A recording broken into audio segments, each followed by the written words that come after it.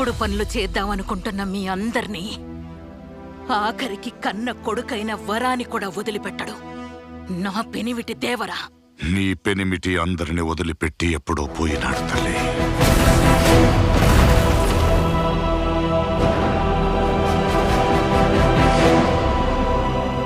దేవరా మనల్ని ఇడిసిపెట్టి ఎప్పుడో చనిపోయినాడు.